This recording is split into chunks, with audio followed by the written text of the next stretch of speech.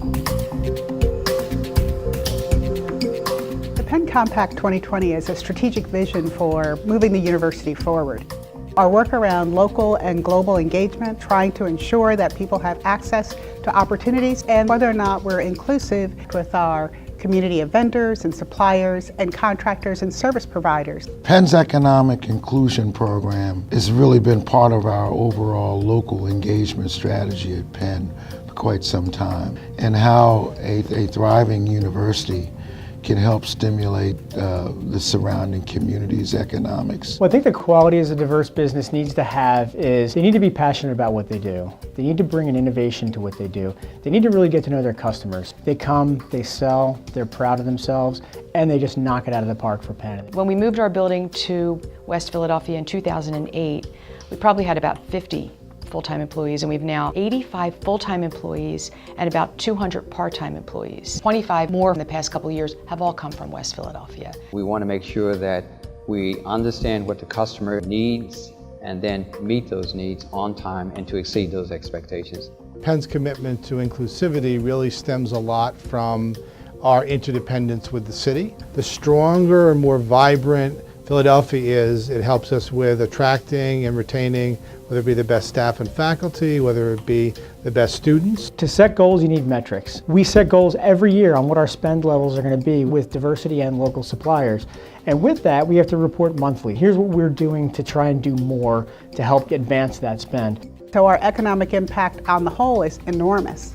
And it's important to us that people of color and women and veterans and people with disabilities and the LGBT community have access to those opportunities to be able to build their capacity. We've been able to create jobs for the area and to bring young people into the company. We started off with 3 people and we're now up to 40 employees in our company.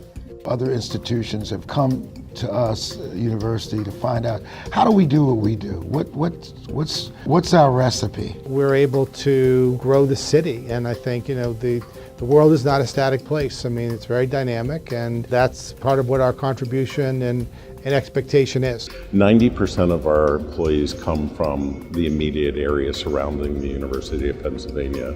By far the largest value to us is in aligning with the university's growth and goals of inclusiveness and diverse cultural involvement. When we first came here, we were tasked with 45 events for Alumni Weekend, totaling over 20,000 guests.